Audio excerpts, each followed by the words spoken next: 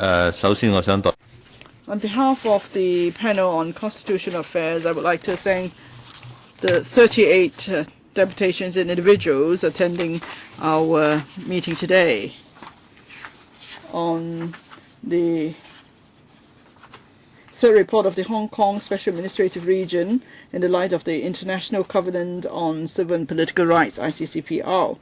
Now, of course, you're all here to give your views. Now, let me explain the arrangement today.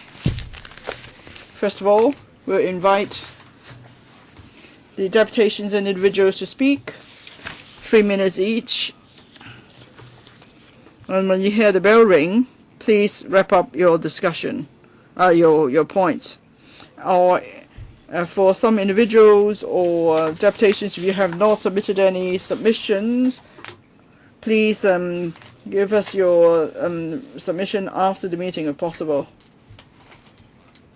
And if I may remind you, your speech is not protected by the Legislative Council Powers and Privileges Ordinance. And when you speak, please speak into the microphone. Or if you wish to tune into the different languages, there's an earpiece. You could wear it. 0 is floor, channel 1 is Cantonese, channel 2 is English.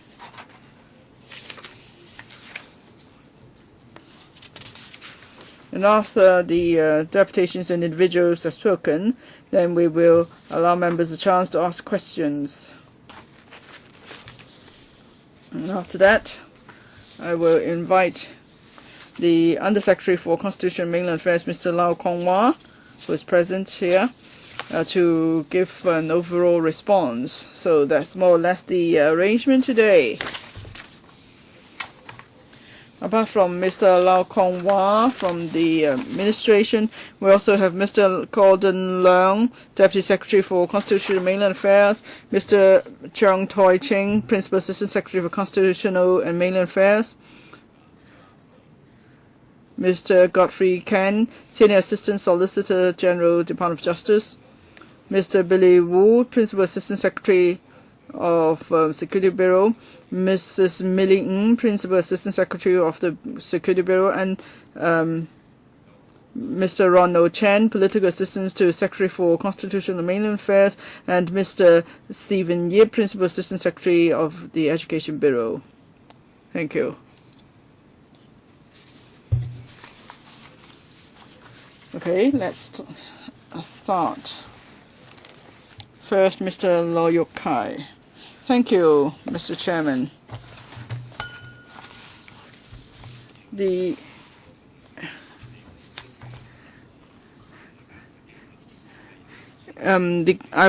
Hong Kong Human Rights Monitor would like to comment on the government's response to the UN Human Rights Committee. Now, at the beginning, the government went on about the concluding observations being non-binding, and so there's not the obligation to implement the observations. So you can tell from the attitude of the government is that the Human Rights Committee is being rather critical with the government, and the government takes that as just different viewpoints. And then we can also tell the government has no intention to implement most of the recommendations. As if after the government has signed the ratified the ICCPR, it has no obligations. But actually, the ICCPR states clearly that the purpose of the Human Rights Committee is to ensure that signatory parties, including Hong Kong, would implement the well-defined obligations of the ICCPR, and there is a common standard for assessing such effort.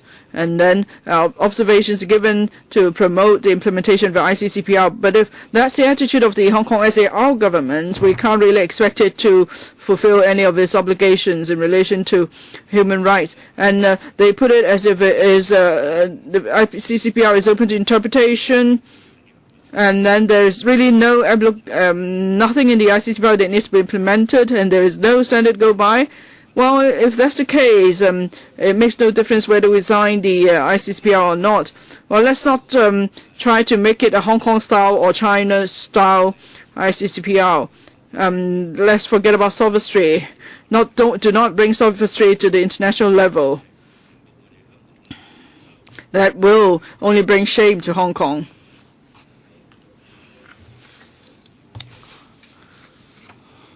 Now, there's an important conclusion in the concluding observations. It reminds the government that you mustn't come up with a fake universal suffrage. It states very clearly that universal suffrage means not just the right to vote, it's also about the right to nominate candidates. There shouldn't, such rights shouldn't be subject to any undue restrictions. Now, we know it's possible that in the upcoming constitutional reform review, the government probably knows that it's not able to fulfill the to comply with the ICCPR. You need only take note of what the government's been saying in the past year or two when it talks about implementing dual universal suffrage. It keeps referring to the basic law and not the ICCPR or the Bill of Rights ordinance. So it shows that the government is not keen to comply with the ICCPR. It doesn't regard that as an important principle as it tries to implement universal suffrage. Ms. Femi Wong. Well, we've talked about education for ethnic minorities many times, but still we have to talk about it because ethnic minorities are not able to learn Chinese, so they are therefore not able to enjoy equal access to the political rights and civil rights of residents.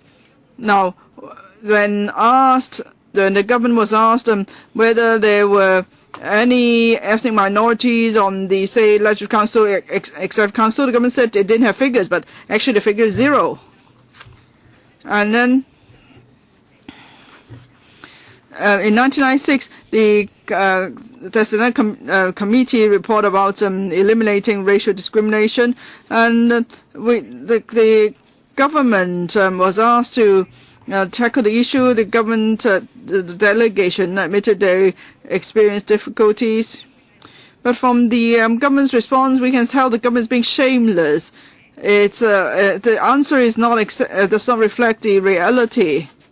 But the government is still copying from the same response. Now the UN Human Rights Committee has asked the government to produce a progress report in a year. So please, don't be so shameful. You must not copy again what's been proven to be ineffective, because if that's the it's been effective, then ethnic minorities shouldn't just have Chinese proficiency of primary 2, primary 3, and only a tiny percentage, 0.59% of university students are of ethnic minorities. So it seems that you are not fulfilling your obligations.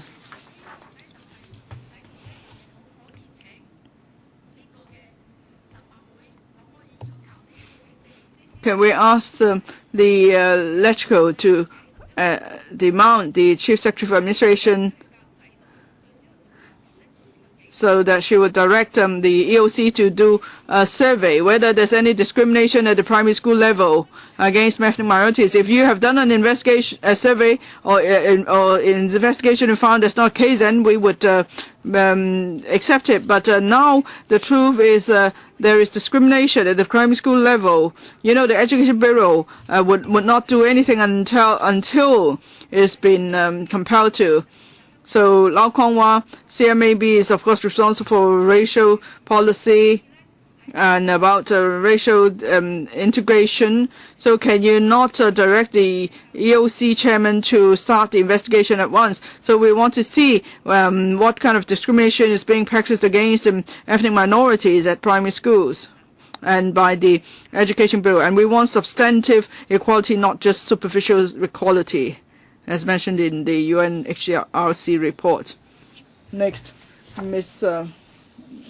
Jenny I. Now, Article 7 of the ICCPR, the government has the obligation to make sure it won't repatriate people to places where they may be subject to torture or any degrading treatment and so on. And such repatriation is expressly prohibited. There's this case of court case, and this is an absolute right of individuals, as the court has confirmed. And we are very concerned about the current system to verify torture claims. Because the government does not assess the risk of the person chance of being subjected to torture again when he's repatriated. And then the committee says that for anyone that requires international protection, he must be treated fairly and equally by the government. And in another court case recently, the Court of Final Appeal has pointed out that the Director of Immigration, if he exercises his power to send a refugee to a place where there could be persecution, then the Director of Immigration must decide independently whether such a concern is valid or substantiated. In other words, the Director of Immigration should not just copy from the decisions of the United Nations Human Rights Commission or the United Nations Commissions on Refugees. And so far, the government has not given a proper response to this, and we find it regrettable. We would like to ask 2 questions of the administration. For the Yuba and the C cases of the Court of Final Appeal, now there have been rulings. Are you going to change any of the practices in vetting claims of torture and so on? And the second question, would you seriously consider setting up a mechanism that is fair, transparent, and efficient, so that you could deal with claims on different grounds in one go? For example, torture claims, degrading treatment claims, or persecution claims, and so on. Would you do comprehensive assessments of all claims for the same case? Mr. Patrick Tse. Now, in terms of protecting human rights, there are now 3 human rights related organizations in Hong Kong, the EOC, the PDPO, and so on. And there are also various human rights watch groups. So there is sufficient human rights protection in Hong Kong. There is no need to set up a separate human rights organization. For the 2017 universal suffrage for the CE election, some have suggested that there must be 1 person, 1 vote, but it's actually for nomination, that is. But it's not practical. In many countries, such as the United States, for instance, an international covenant must not be above sovereignty. Hong Kong is not a political entity, so that has to be borne in mind. As for discrimination against ethnic minorities, in 2008, LegCo has already passed the Race Discrimination Ordinance. There is already protection for ethnic minorities. They're protected from discrimination. And then there are various international schools using English as the teaching language, so that protects different choices. As for sex discrimination, now we are a Chinese society, but we accept that homosexuals and bisexuals have their rights, and they are free to make their choices. There are many religious groups in Hong Kong, and they have expressed some form of opposition. For example, they don't think there should be weddings held in church, so some of these groups faced much resistance. But eventually there was a Court of Final Appeal ruling about the transsexuals' right to get married. So it shows that we have a fair system in Hong Kong. And freedom of expression. All along we've had peaceful demonstration, but in recent years we've seen increasing violence. Now, police officers are the most tolerant and the most restrained compared to, say, policemen in the United States and Europe. You know, the policemen in those places are a lot harsher.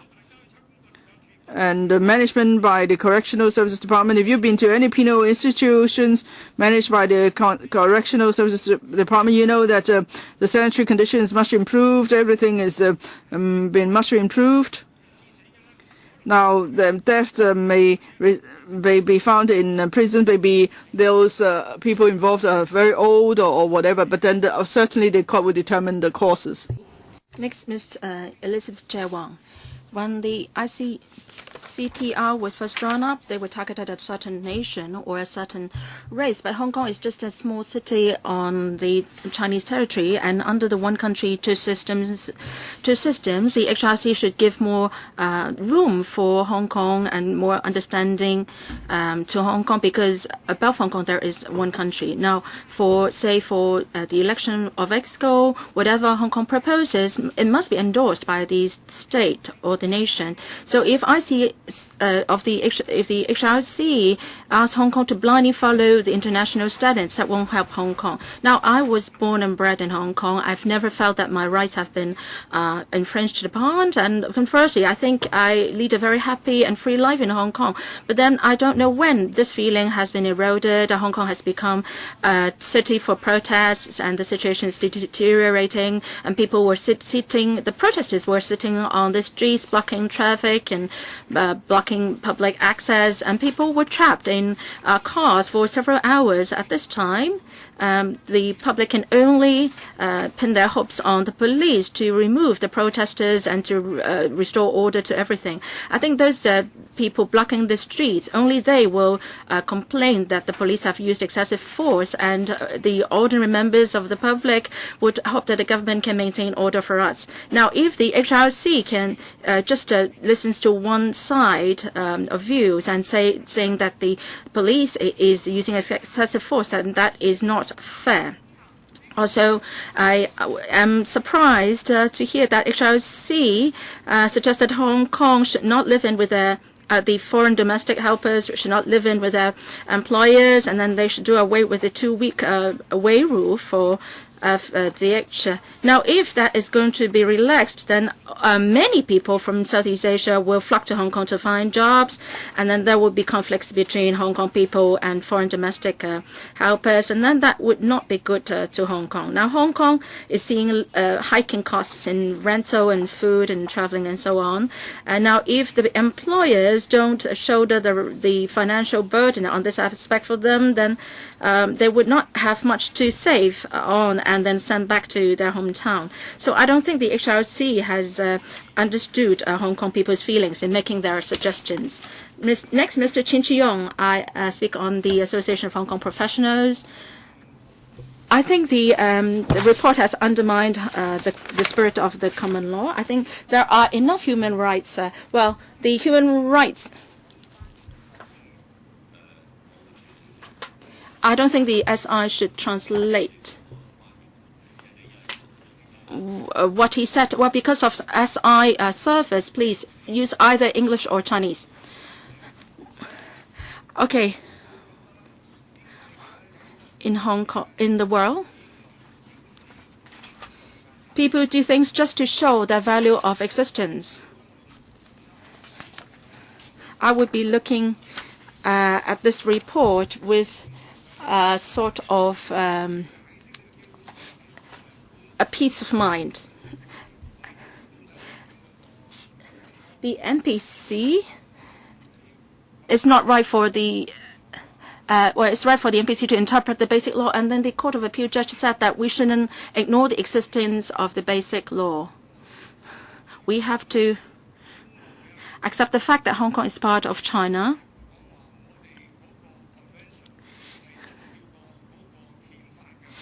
If the report says that the report should override our constitution, then that should not be right.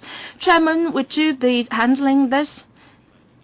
Now, I have reminded the deputations, please.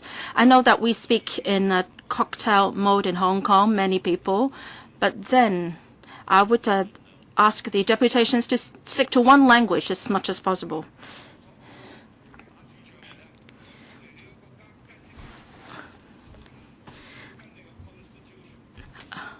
I don't think it's right to ask people to abide by your covenant and not our own constitution. In 1982, Canada asked for the constitution to be returned, and the Prime Minister Pierre Cador, he was a lawyer, and he said that we are not a colony anymore, and then they have taken back their constitution at that time. So should we be adhering to the ICCPR? Let me cite an example. Mr. Lai Chang-sing. Canada says that if Lai Chang-sing is going to face a death penalty in China, then he should not be deported back to China. But ultimately, he was deported. And now M.G. Todd, he's killed many people. Charles Ng, or rather, he killed many people. He hid in Canada. And then U.S. managed to extradite him back to the U.S., where there was a death penalty. So I would just want to make things clear. Should we be adhering to our own constitution or the covenant? Now, turning to another country, Iraq. Now, why is war still going on in Iraq? About U.S. Boston, the bomb explosion, so many people were killed, and the U.S. has been giving human rights protection to all their citizens. Now, so many of them died, and their human rights were not protected. The next one. Recommendation that the Haksar government should take, and I quote, all necessary measures to implement universal and equal suffrage in conformity with the covenant, unquote. The Civic Party regrets that the administration refuses to accept as authoritative the committee's interpretation of the reservation in relation to Article 25 of the covenant no longer applies, and that elections in Hong Kong have to conform to the requirements of Article 25, including that suffrage must be universal and equal. In particular, the Civic Party strongly condemns any proposal to introduce high nomination thresholds or any other mechanisms to screen out candidates from standing in elections, including but not limited to the CE election of 2017, which hinder the rights to candidacy and free and full expression of the electorate's will. The Civic Party echoes the sentiment of the joint submission in regretting how the rule of law in Hong Kong has been under increasing pressure over the past few years, recently from individuals with immense political influence. The Civic Party is especially disappointed that the Haksar government as a whole has failed to discharge its duties to defend the rule of law and the judiciary against such attacks. The Civic Party joins the joint submission in urging the administration to fulfil its duty to protect and respect the jurisdiction and integrity of the judiciary and to ensure the independence of the judiciary from improper political influences. On the point of the power of the Standing Committee of the National People's Congress to make authoritative interpretations of the Basic Law, the Civic Party shares the concern of the committee that such a mechanism of allowing a non-judicial body to make binding constitutional interpretations undermines the rule of law in Hong Kong. The Civic Party urges the administration not to refer or threaten to refer basic law provisions for the NPCSC's interpretation and takes the opportunity to reiterate its stance that the Department of Justice decision in the recent case for the foreign domestic helpers to ask the Court of a Final Appeal to refer to basic law provisions of the NPC Standing Committee for interpretation is highly inappropriate. The Civic Party urges the administration to recognise the views of the committee as binding upon the government and to implement all the recommendations made by the committee in its concluding observations on Hong Kong's third periodic report. Thank you. 好，下一位黃耀明先生。主席、各位議員，我係大愛同盟嘅成員黃耀明。我哋同盟嘅另一位盟友何韻詩小姐，上個禮拜喺一個公開嘅場合裏邊，被問到會唔會好似變性人 W 小姐咁樣考慮變性。呢一個隨意嘅問題，正正顯示咗我哋嘅社會對性傾向同埋性別認同仍然存在咗好多嘅誤解、偏見同埋歧視。而 W 小姐喺整個上訴過程，以至喺勝訴之後，都冇出現過喺法庭或者喺公眾嘅前面。其實亦都係話俾我哋知道，性小眾喺香港呢一個社會仍然受到極大嘅壓力同埋污名。不過喺 W 小姐嘅呢件案件裏邊，我哋同樣聽到一啲令人覺得欣慰嘅説話。喺法庭對 W 小姐嘅判詞裏邊，法官表示社會上並唔係每一個議題都需要大多數人嘅共識，大眾嘅共識唔能夠凌駕小眾嘅人權。呢一個係一個互相尊重同埋融合嘅社會。喺好多嘅議題上邊，少數人會尊重多數人嘅決定，但係喺一啲 of majority views. Now, but on major issues of right and wrong and social justice, and the majority should uphold and respect the right of the minority. Now, if a consensus of the community has to be reached, the POP of Hong Kong U in a survey said that 60% of the respondents said that Hong Kong should enact legislation to protect people of different sexual orientation. I think the government is trying to shy away from its responsibility. In March, the UNHCR HRC in its report urges the government to enact legislation on grounds of sexual orientation as soon as possible. And according to Section 26 of the Human Rights Ordinance, it says that we should respect the right of the couples in same-sex marriage as a heterosexual marriage. I hope the LegCo members should muster moral courage to create a Hong Kong which is just and fair.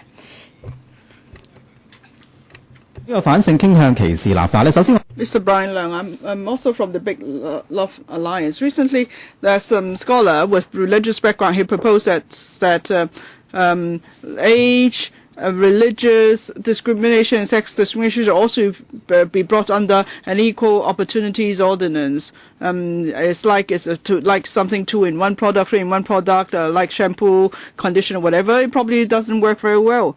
Now, but he says that if there's legislation for same-sex marriage, and maybe it will affect the freedom of speech and so on. But I think it seems that they are saying that religion should go before everything else. And this scholar who's put forward this proposal, he's actually one who's been advocating universal suffrage. Now, you say you won't accept any fake universal suffrage, but then before we even have proper sex discrimination legislation or any legislation on same-sex marriage, you're already asking people to accept a fake proposal. Now, the committee, the UNH Human Rights Committee, has said that the government should do more to counter sexual discrimination on the basis of sexuality. And last week, the WK's won, and various groups chaired that ruling. But then this case, it went through judicial review and various channels of appeal. It got to the Court of Final Appeal at the end. It shows that the legislature has made a huge mistake too. And it also shows that the executive is lagging far behind as well. Now, some say that this case is just about marriage of transsexuals. There's nothing to do with homosexuals. But can I ask a question? Let's say if W is asking to marry a woman, not a man this time, does it mean that her right ought to be denied? Now, whether it's transsexual marriage or homosexual marriage is the same theme. Actually, around the world, France, New Zealand, Paraguay have passed legislation to approve same-sex marriage. But in Hong Kong, we lag far behind many places, even in Southeast Asia. And we are so backward. It's a shame. It's not like what Mr. Steyer said that we have perfect human rights in Hong Kong. Now, the majority voice must not suppress the minority interest. And now Pandora's box has been opened. And this is actually a trend that cannot be reversed. So you have to show your moral courage. We have to move in line with the world, and we have to promote a truly equal society. Mr. Andrew Shum or Mr. Choi Yiu-chung. Now, the Human Rights Committee has lashed out at the government on various fronts in relation to its work on human rights. Now, Mr. Dr Hon led the government delegation to Geneva to explain the government's position, but it seems that you have completely failed. It shows that for the UNHRC mechanism, they are very fair, and they try to look at the various mistakes made by the government after signing and implementing the IPCCPR. I think the Hong Kong government has a duty to fully implement the ICCPR. This is the government's international obligation. You must not shy away from it. The government must make this point very clear in a moment. The second point, the Democratic Party wants to point this out. Now, in the concluding observations, many problems of the SAR were pointed out, especially on the constitutional front. We are, therefore, the 2017 CE election, while the government is going to come up with some proposals, but it's been reminded, make sure that there's true universal suffrage, both for the right to vote and for the right to run an election. That shows that Article 25 of the ICCPR applies to Hong Kong. So in future, when we implement universal suffrage, we must respect the relevant principles. The pro-establishment camp and even legislators have been saying recently that for Article 25 of the ICCPR, part of it doesn't apply to Hong Kong, where the universal suffrage is concerned. Again, I ask the SAR government to make this point very clear in a moment, what its position is on this matter, because this is the SAR government statement. And definitely the Human Rights Committee will refer to that when it receives another report from Hong Kong. International covenant is also a principle of international law. The government is not to shy away from its obligations in implementing universal suffrage. Universal suffrage definitely means universal and equal right to vote and to be voted. So you must come up with a proposal as soon as possible that is in line with the international covenant. Now, the UN Human Rights Committee has asked the government to address this issue about the reservation clause in relation to Article 25. I hope the government will give a full response to that. Mr. Chu Chungman, the UC would like to speak on 5 points. In the concluding observations, it said that there should be a single human rights committee body in Hong Kong. Now, in our day-to-day work, we find that complainants have to summon up a lot of courage to come forward and file a complaint. If a case covers several different fronts and they have to knock on different doors to make different complaints, it is a barrier to many complainants. That's why we echo what the concluding observations say, that is, there should be a single human rights body. And as for the inadequacies or loopholes in the race discrimination ordinance, the race discrimination ordinance is different than the other three other discrimination ordinances. That is, the government is not subject to the ordinance.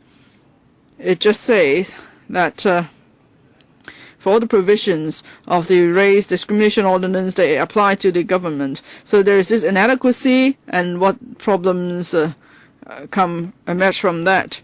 Let's say if the police is selective in its law enforcement, then it's not a matter of a provision of goods or service. It's about government functions. Perhaps the current legislation could not deal with that, and we would like to see some improvement in this area.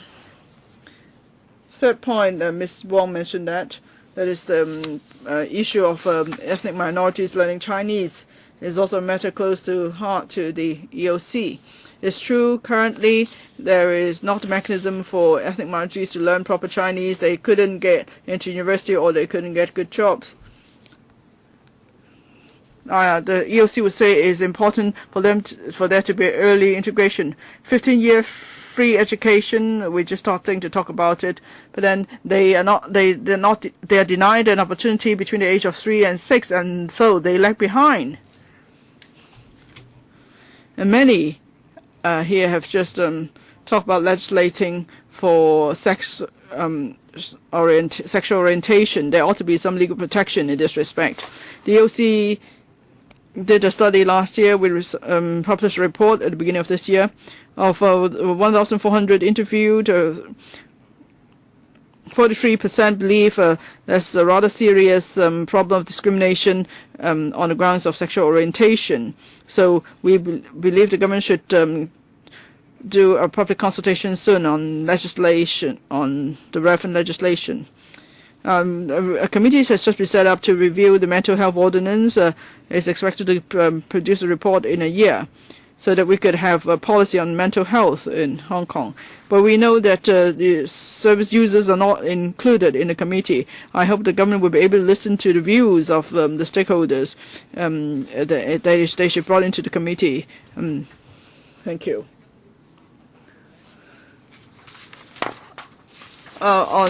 In February, there's some lesbian who jumped to her death in Cheung Kwan O. She sent an SMS to her brother before she killed herself. She said she was discriminated against, she was unhappy, and and she also complained that she was discriminated at the workplace and so on. I hope the government would say something. Now, it's not difficult at all, so don't try to evade the issue. Now, in Article 39 of Basic Law, it stated that the ICCPR continues to apply to Hong Kong, and Article 26 of the ICCPR states that the law must prohibit any forms of discrimination, and everyone ought to be given equal and effective protection. It includes protection in relation to sexual orientation. In 2006, 2013, and even in 1990-something, the UNHRC has asked government to legislate against discrimination on the grounds of sexual orientation. Now, there was a public hearing in March here in this panel. I was at Geneva at the time, but the meeting was uploaded onto the internet. The government's position was made clear at the beginning of the meeting. That is, no one should be subjected to discrimination on grounds of sexual orientation. The UNHRC welcomes the administration's position, but if there is no legislation, how could we prohibit discrimination in in private interaction? And the UNHRC asked the government that already in a survey, many people believe there's serious discrimination. How come Hong Kong still hasn't legislated? And stated by the committee that the government said that it fully appreciates the importance of protecting the rights of those of everybody. And Lau Kong said that there are administrative measures and so on. They are also paving the way for legislative exercise. Now, the government has a unshakable duty in legislating, and you've also made the pledge at Geneva, but how come you never said something similar in Hong Kong in a public occasion? And we will ask the government to tell us this time frame for the legislative exercise. Thank you. Mr. Shum. Now, we received a call that the police seem to have violated Section 18J. The police already actually closed the file in March. Now, the two homosexuals were able to lead a normal life, but then the police flagrantly went against the Constitution in enforcing a certain law. It shows that the police has no respect for the ruling of the Court of Final Appeal. We find that unacceptable. The SAO government always has to wait till something has blown up, and then it would take action.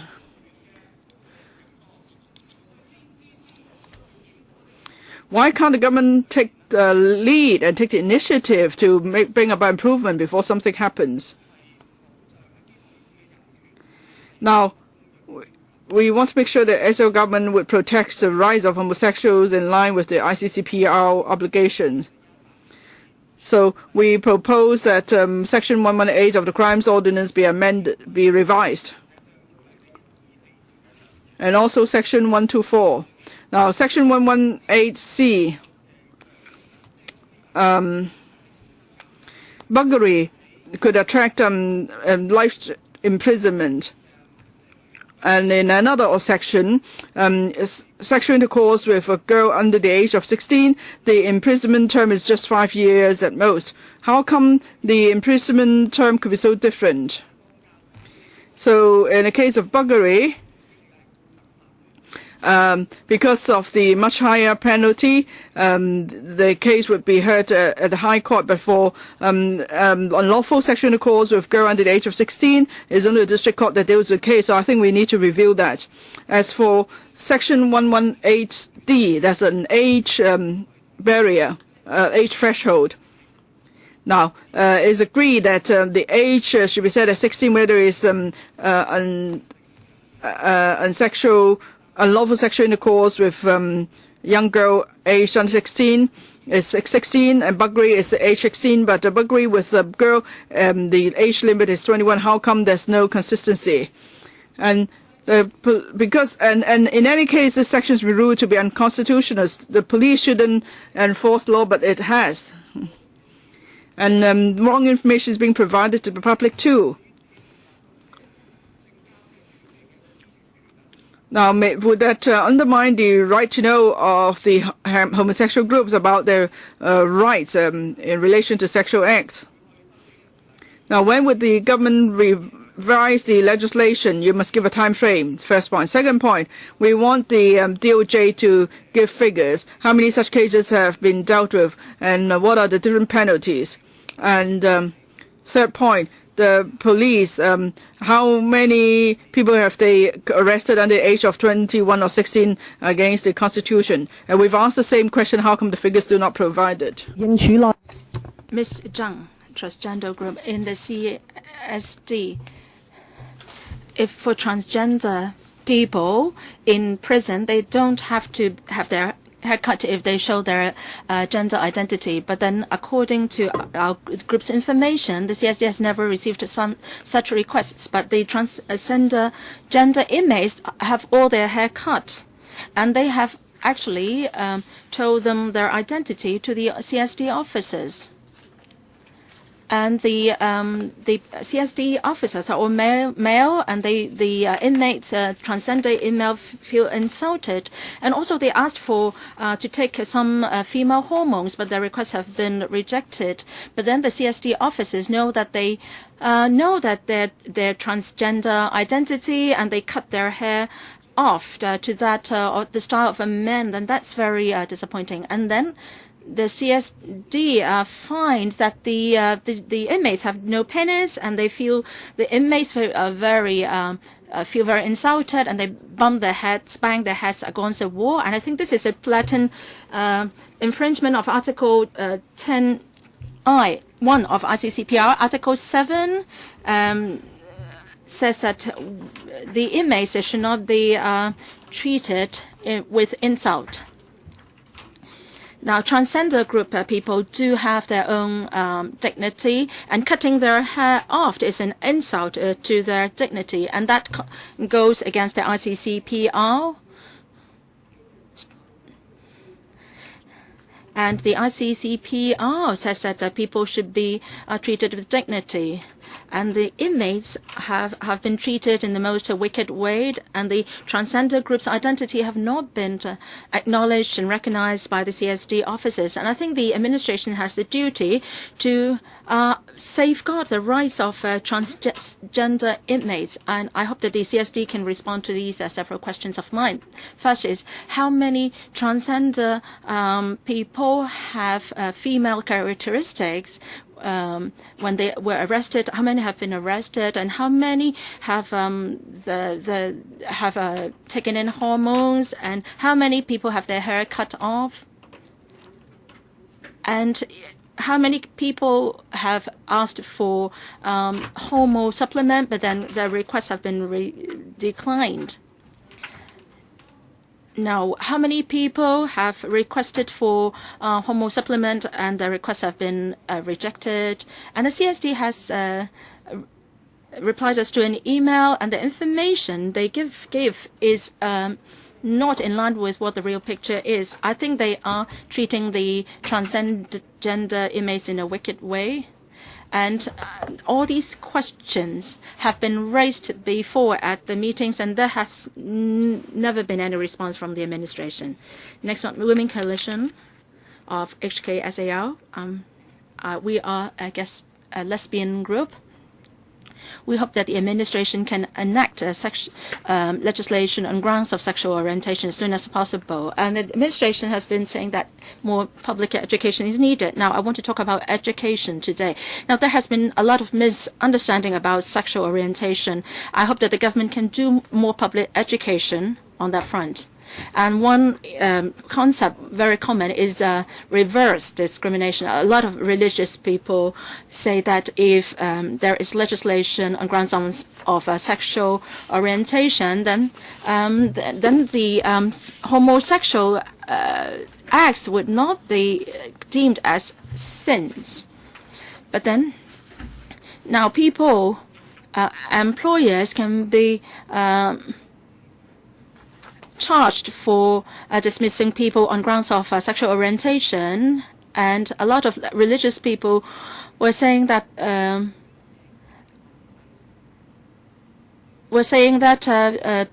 pregnant women should not be dismissed.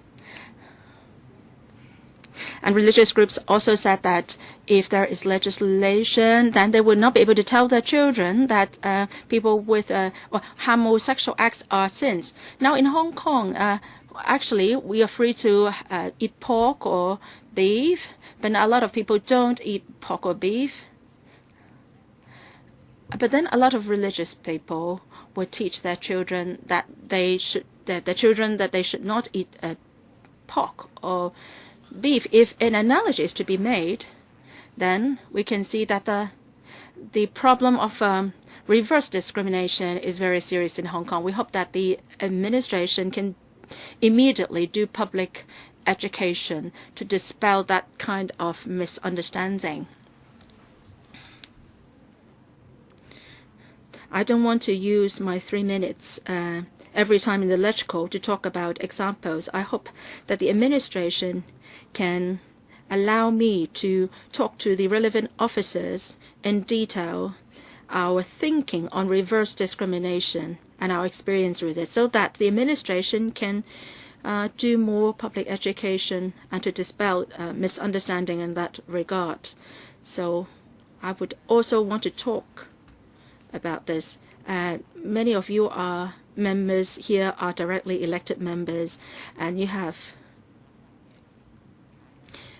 cited some misunderstanding about sexual orientation. So I hope to have an opportunity to meet with you, to talk to you directly. I have met with Chen Hai-kan, Fong Kim Kay, and James To from the Democratic Party. But we have made requests to meet with them, but they have not given me a reply. It's been a month ago since I made that request. Yes, Mr. Andy Yu. I'm from Young Civics. We are very concerned about police power and torture. Police power. The basic law protects that we have the right to host assemblies. But according to the report of UNHRC, I think the police is not doing a good job in handling processions and assemblies. The police, without warning or at close distance, use pepper spray, large volume of pepper spray. And in recent years, the police have arrested a lot more demonstrators, and the reason being causing disorder in public places, assaulting the police, and illegal or unlawful assemblies. The young civics has signed on a joint submission, and we also agree with the HRC's recommendations that there should be good guidelines to ensure that the public order ordinance is in line with the ICCPR. Also, the government should undertake training on the use of limited force. There have been recent cases of police not arresting the protesters and prosecuting them not according to the set procedures. Well, some people were arrested and then were suddenly prosecuted. So young civics urged that the administration should ensure that the prosecution procedures are in order, and then our demonstrations will not be subject to any unjust treatment, including arrests and prosecutions. And young civics, on the case of Yubenmacher and the Secretary for Security about the ruling on torture, the ruling protects the people subject to torture so that they will not be deported to another place. The young civics urges that the administration to lower the threshold on considering whether to deport torture claimants. And I hope that the government can pay attention to police power and torture. Mr. Chan Kwok-shik, I want to talk about elections. And there is a nominating procedure under the Basic Law. And having a nomination procedure doesn't mean that people will be deprived of their right to election. And actually, people can participate. The nominating committee should comprise group members. So actually, even if a group doesn't have a lot of members, they will still have an influence in the Hong Kong community. And I don't think the Occupy Central movement will not help Hong Kong at all. And it will only hinder constitutional reform in Hong Kong. And then they will be just resorting to radical means, which does no good to Hong Kong. Now, next, Mr. Wong Chikin. I want to talk about the 2017 CE election. I appreciate Mr. Martin Lee's earlier proposal on the selecting the CE. I think the proposal is a very rational, pragmatic proposal in pushing for universal suffrage for CE. I think it's more readily acceptable by the CPG and can effectively actually help launch rational discussions on the subject, and we can actually get that proposal passed in time for the election to be held in 2017. But what I find regrettable is that during the night when he made the announcement, people were voicing their strong criticisms, and they criticized why the candidates should be numbered at 5, and there was no basis for that. And ultimately, then they would propose for a 1 to 3% nomination. Well, how was that figure arrived at?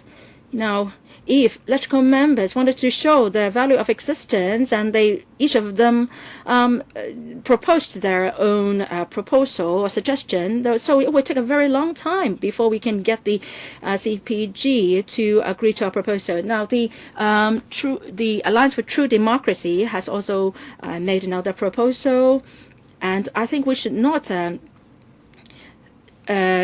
come up with all sorts of different proposals. Now, I have 4 points to make. 1 man, 1 vote for the nominating body, and then we need 50,000 people's signature to make a nomination. And then when there are nominations, we can then go ahead with 1 man, 1 vote. And then then this will be very complicated, not to mention whether this is in line with the basic law or not.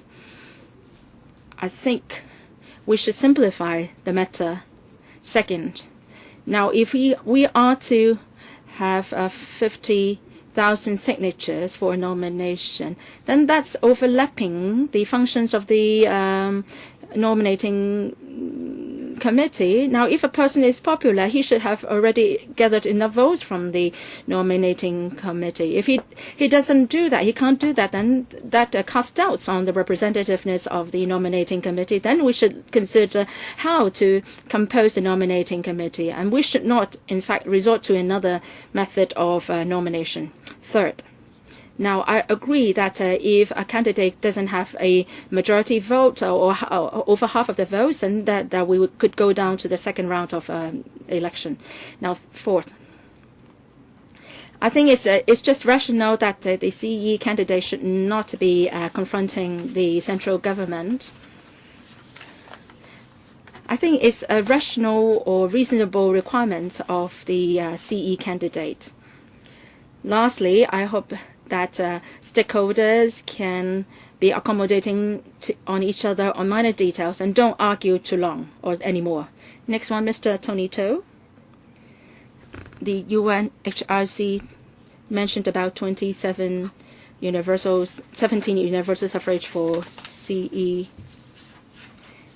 I think it's very important that we have universal suffrage for CE in 2017. Now, there are many views that the CE should be selected based on international standards, but then Hong Kong is not an independent nation, and so for whatever we do on that front, we have to negotiate with the CPG, and we have to meet the basic law requirements. And then the basic law says out that there is a nominating body. Now, many people, including the Democrats, are very dissatisfied with this.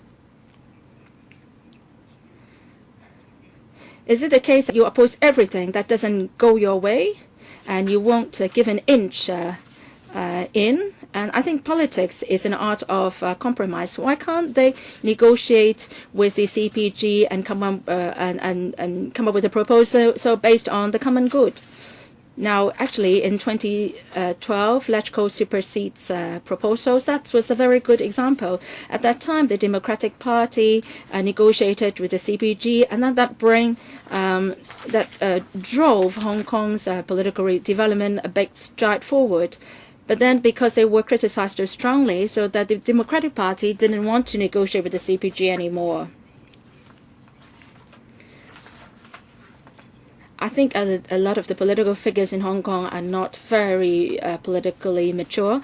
They just stick to their own principles. They won't do any sort of compromise. I agree that we should abide by our principles, but we can't treat everything.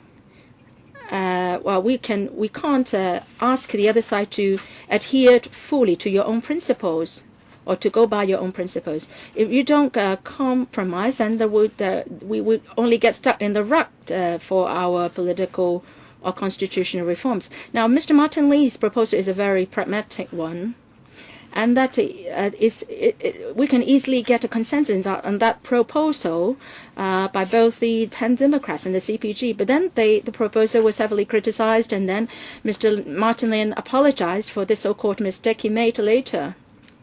Now, the 2017 CE election is not the end of Hong Kong's constitutional reform. Now, if the election can't meet fully the expectations of the Pan Democrats, why can't we come up with a compromise solution, and we try to move forward on that, and then we'll try to achieve the ultimate of constitutional reform. Ms. Mimi Wong. Thank you, Mr. Chairman. I represent the Association of World Citizens Hong Kong, China. Our submission covers quite a few areas, so I would just focus on 4 points in my speech. First point about universal suffrage.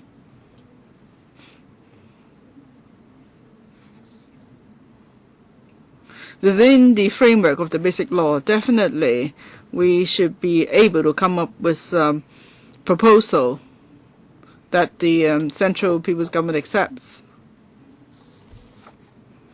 Even Annex 1 could be amended.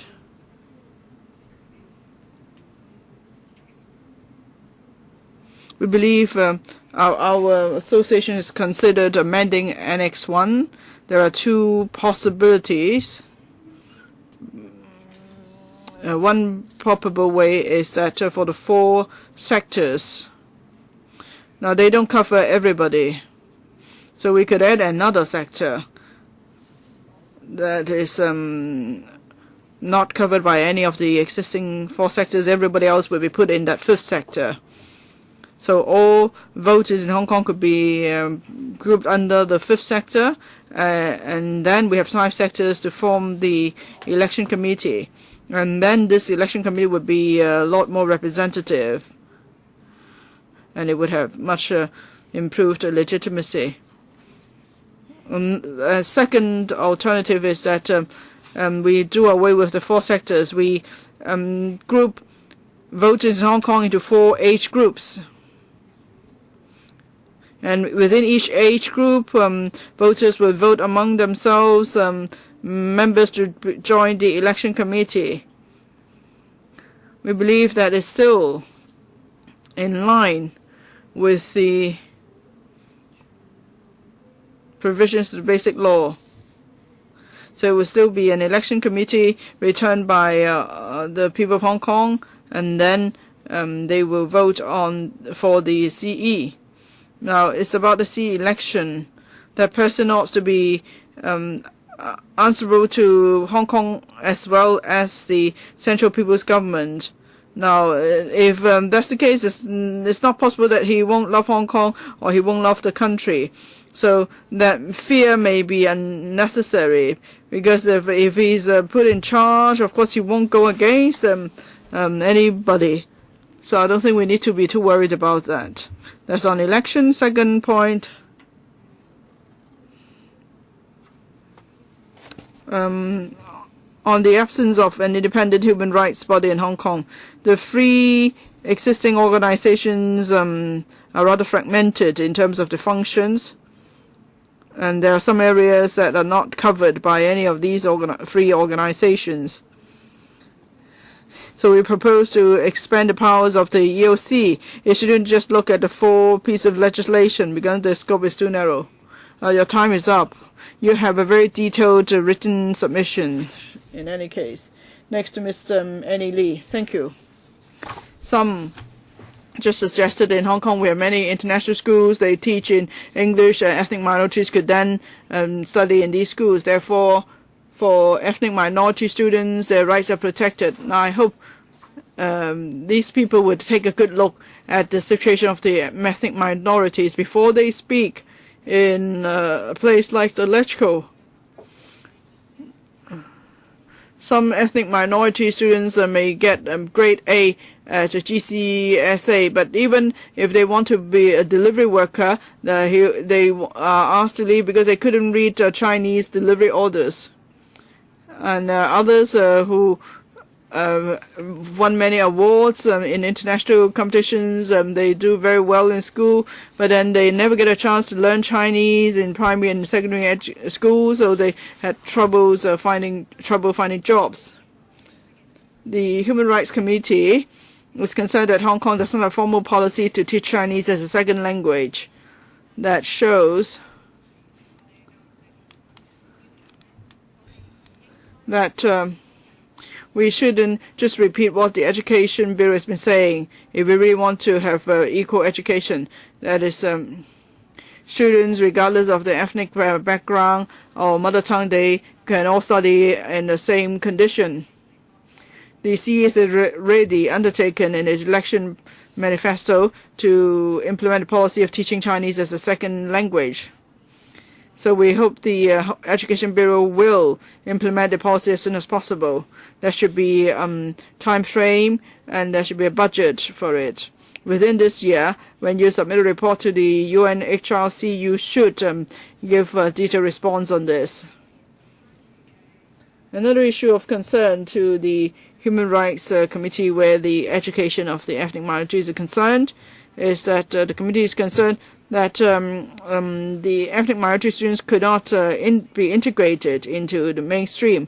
Now, there are 31 destination schools in Hong Kong. 90% of the students are of ethnic minority background.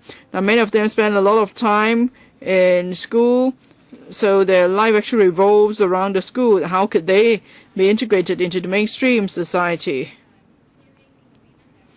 The CMAB gave a response in Geneva.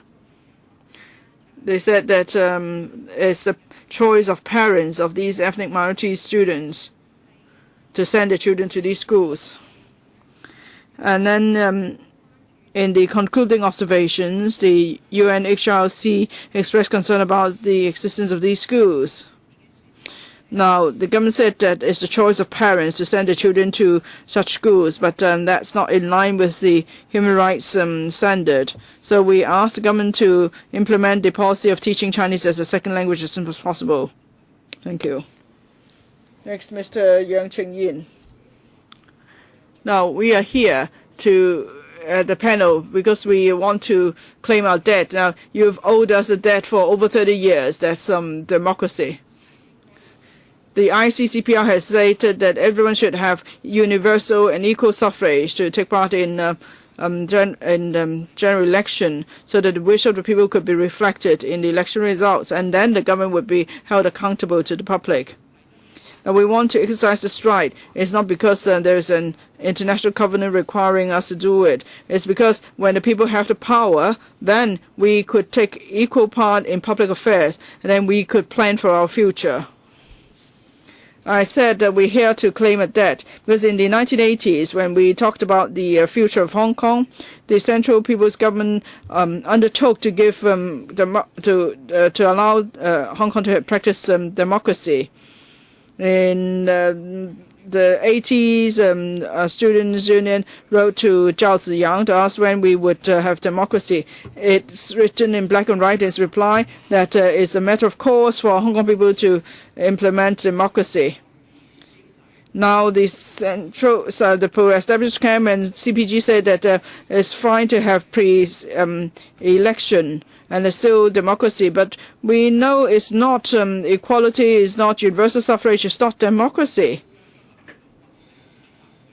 So you are now trying to fool us. And we also can tell that the CPG has been telling us, has been lying to us about its undertaking to give us democracy. They've just tried to deceive us into accepting the reunification. Now, last week we petitioned the CE peacefully. We didn't hold any weapons. We just had banners and slogans. But he never even took a look at us. He thought we didn't exist. And when we tried to walk up to him to engage in a dialogue, we asked him to respond to our aspirations for universal suffrage. He took us as a terrorist. Police officers dispersed us. Some of our students suffered bruises all over. Some were dragged on the ground, and some female students were assaulted by male police officers. And at the end, we were charged. Now, in the past few years, more and more people are arrested for demonstration and protest. And then the police also used a lot of pepper spray, and they also used a video recording on us. We don't know when we might be on the wanted list in a low-key manner, when we might be arrested. But before we get democracy, we'll never stop our fight. That's for sure. Next.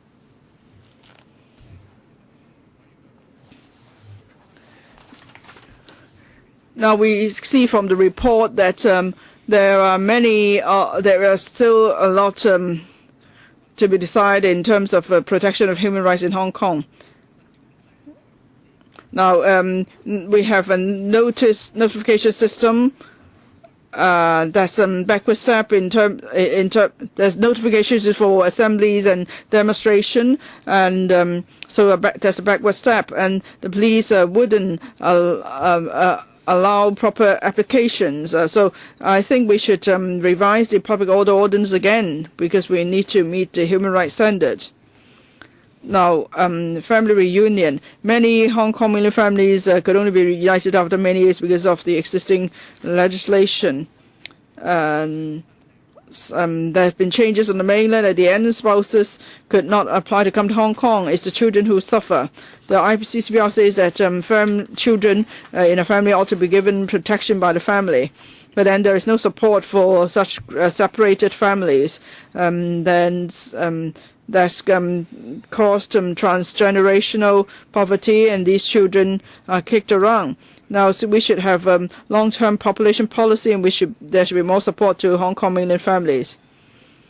And about sexual orientation. Well, let's not even talk about same-sex marriage or transsexual marriage or whatever. We need a legislation to prohibit the discrimination on the grounds of sexual orientation. That's not civilized.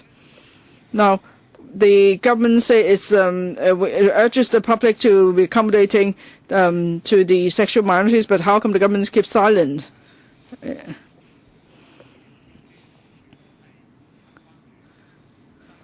Now, about the installation of CCTVs on campus, we've asked the previous commissioner to tackle it, but they say it's a matter for school management. Is disappointing. Now, what is the purpose of installing CCTVs in primary and secondary schools or on campus? What security purpose does it really serve? The European Human Rights Committee say that a CCTV must be installed in such a way to give respect to the privacy of individuals. So when it comes to installing CCTVs on campus and on schools, and in schools, there must be stringent guidelines. Now, in the Universal Declaration, it says that everyone is equal, and we must have conscience. And actually, it was the Chinese representative first proposed the idea of conscience to be included in the Universal Declaration. And that's because that's a good Chinese value to treasure. But I think we must all work together to help those who are suppressed. Next, Mr. Lester Shum. I'm from Chinese CU Hong Kong. It is just natural that Hong Kong people should govern Hong Kong. This remark doesn't come from any Democrat in Hong Kong. And that was from the Secretary General Zhao Ziyang, and that was a promise made in reply to a question by the CEU. Since 1997, we have worked hard to fight for democracy. The Federation of Students wrote to the then Mr. Zhao Ziyang to give Hong Kong people the autonomy to govern Hong Kong. On the same year, Zhao Ziyang replied, said that it's a basic right to protect people's rights, and Hong Kong must have political system, and it's just rational and reasonable. And that marks the beginning of Hong Kong's democratic movement. And then we had all sorts of different political campaigns to fight for democracy, including the latest super referendum, de facto referendum for 5 seats. And all these mark that Hong Kong's people's request for democracy. But unfortunately, all these efforts in 2013, as of now, our efforts have achieved not much. The FCs are elected out of a voter base of 220,000 people, and they share the same rights in LegCo as the GC members. But then for Mr. Leung Chun-ying, he was voted out of 689 votes, and he could govern 7 million people. So the Zhao Ziyang's remarks have not been realized in Hong Kong. The Communist Party does not have the intention to to put in a democratic system in Hong Kong, and they use the excuse that we should progress in a gradual manner. And in the MPC Law Committee Chairman Xiao Chaoyang said that there should be a pre-screening system for CE and the CE election in 2017.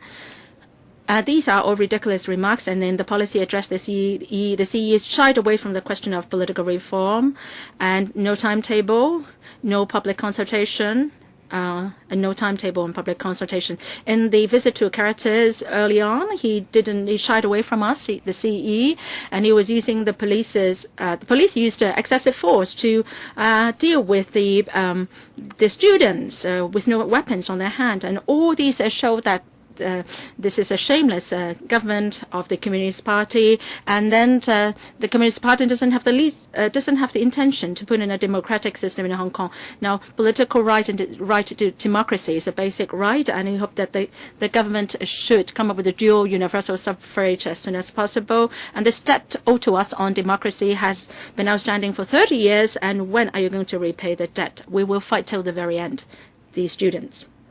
Next one. Ms. Chow Fong Yin.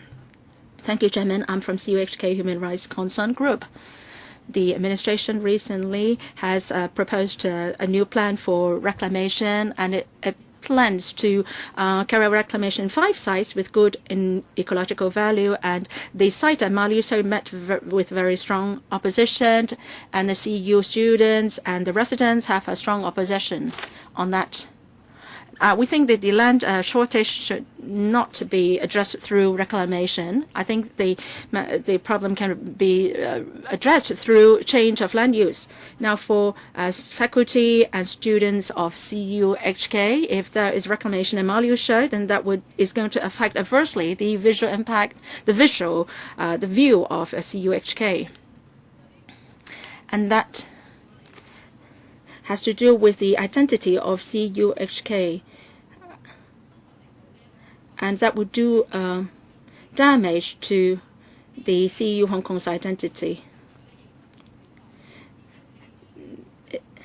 Well, our views and our aspirations have never been incorporated into the proposal. Actually, this reclamation project is not a single incident from Yiu-chung, Queen's Pier, and Am Chin Wai village. The government is just using the excuse of increasing housing supply to change land use, and for this reclamation project that is going to cause heavy pollution, and that is also going to destroy the social, cultural values of people in that area, and they would also be having an far-reaching impact on the identity of the people staying in that area. Well, any development should aim at providing a better living environment for people in that district. Now, but then we are seeing that our individual rights are being sacrificed. I understand that not everything can be quantified, and that not everything can be considered in a cost-effective framework. But when we look at or cite examples or take reference from overseas jurisdictions have a more comprehensive assessment system, including people's feelings, impact on the culture, damages to the certain groups in the community, people's wills and aspirations. All these are being considered in overseas jurisdictions in their planning exercises. So I hope that the administration can come up with a people-based assessment mechanism. In deciding on how to develop our society, the administration can give equal weight to people's aspirations and the environment. And that is a sign of the government's respecting people's rights. Next, Ms. Cindy Ng from Students' Union of Lingnan University, External Vice President. This is a CM panel. I want to speak on behalf, or speak on my capacity as a student. Political reform. On the 17th of May, the Federation of Students went to Caritas College to look for Mr. C.Y. Leung. Our request is very simple. It's just a true universal suffrage. Many guests here said just now that why are many people approaching directly C.Y. Leung and asking for a response and not handing in submissions. Now, all right, the students or all of us are here airing our views, but that seems grossly inadequate because over the past 30 years, many people have fought for Hong Kong's true democracy. In 1984, Zhao Ziyang said that Hong Kong should be ruled in a democratic way. And that was a promise made by the Communist Party member. And in 2003, we have the July 1st rally, and we fought for the dual universal suffrage. 2010, the de facto referendum, advocating for the abolition of FC to no avail. And 2013, we have staged many protests and processions, but then the CE dared not come up with a timetable to date. We've resorted to so many tactics. The students, other political leaders. What happened? Has the administration ever responded? Has they ever considered our very basic human rights? Well, they're not just not neglecting human rights, and actually they are using excessive police force. Use of excessive force in the police. Now, who actually on that day proactively attacked the students and ill-treated the students, and they were chasing after the students? It was the police. This is not the first time that the police was abusing their power. There were many incidents in the past before. In recent years, the police was getting more rough in that dealing with the protesters, and their power has actually overridden the human rights, and people were trying to resort to civil obedience because of this. Now, our political system is actually retrogressing rather than advancing forward. Now, what we need to do is just to ask for the administration to give us back our human rights, and I think the administration is duty bound to implement dual universal suffrage as soon as possible. It's been 30 years now, and the administration should repay this so-called debt of democracy to us. We will never stop, and we urge all members of the Hong Kong community to fight together with us to ask the government to implement true universal suffrage. Next one, Mr. Chan Wei-ho. I'm the Executive Vice President of Students' Union of IED. I want to talk about constitutional reform. The UNHRC has come back quickly with its concluding observations. It has serious claims on Hong Kong's political reforms. The report actually is done on a 5-year basis, but then it's demanding us to come back with a report on the universal suffrage in a year's time. The central government has been interfering in Hong Kong's politics, and we should have a sort of screening mechanism. And there are many constraints which will be imposed on the election system. And the government has been using the basic law as an excuse to ignore requirements of international treaties. I must tell the administration that the rule of law, the concept, will change over time. And the basic law was drawn up in 1990, and now it's 2013 already. Times change, and laws, and so do laws. Now, some laws have become outdated, and they're still being applicable to Hong Kong. And then pro-establishment CAM is still resorting to these obsolete laws. So in that case, how can we make it step forward in our political reform? Now, the CE is elected through a small circle of 1,200 people. What about its legitimacy? The administration said that we are acting in an illegal manner, but is the government itself abiding by the law? Is it a just government?